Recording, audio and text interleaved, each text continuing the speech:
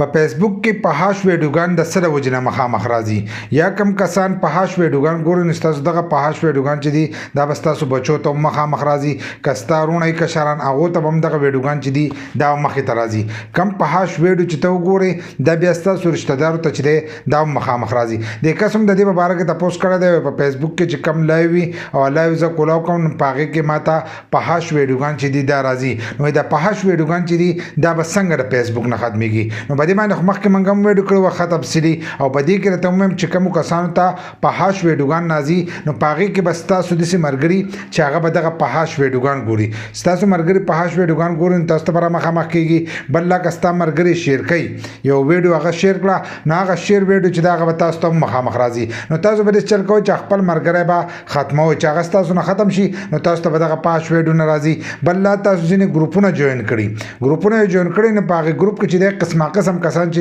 هغه پوښتنه کوي زمونږ یو ګروپ ته هغه چې کله موږ پبلک کو نو پاغي کوم ځینې کسان دي چې هغه پهاش ویډیوګان ورکوي نو موږ کسان بلاک کو خو هغه ډیر زیات دي نو د دې د وجنه هغه ګروپ چې دی هغه بس موږ بلاک کړی دی نو ګروپ چې تاسو سره یو ځای په ګروپ کې چې دی هم ډیر زیات پهاش ویډیوګان تصویران چې دي دا راځي بل لا ځینې کسانی اکثر وای فای پاسورډ چې دی د نورو کسان لور کړی کله چې تاسو د خپل وای فای پاسورډ نورو کسان لور کوي او هغه په د پهاش ویډیوګان ګوري او تاسو ته په فیسبوک کوم راځي په یوټیوب کې بم راځي او نور د سی اپسونه دي چې پاګه کې هم تاسو دغه پهاش ویډیوګان تصویران ویډیوګان چې دي دا راځي کاغه کس دغه پهاش ویډیوګان تصویران ګوري نو دا به تاسو ته راځي نو د دې خلکو نه چې ځان وساته او د خپل وای فای پاسورډ چې دی دا هم چاله مور کوي بل لا که تاسو پیجونه د ځان سره فالو کړی پیجونه په فیسبوک کې نو دا غي د وجنه چې تاسو ته پهاش ویډیوګان چې دي دا راتلی شي نو کم پیج نه چې پهاش ویډیو راځي هغه پیج چې دی هغه ختموي چې کله تاسو هغه پیج ختم کړئ نو تاسو ته بیا پهاش ویډیو چې دی دا بنه راځي دغه شان د ځینې کسان اکثر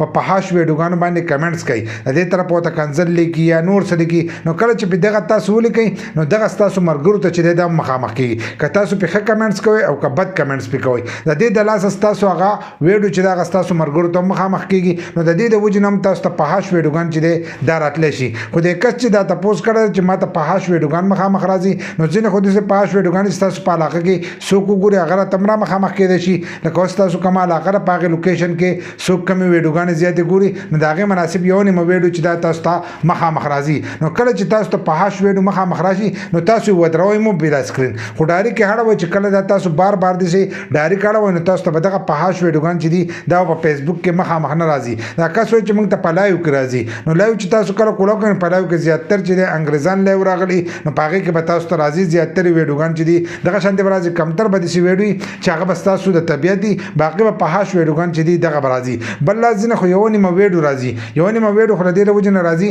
چې هغه فیسبوک والا تاسو ته مخامخ کوي چې دا ویډیو چې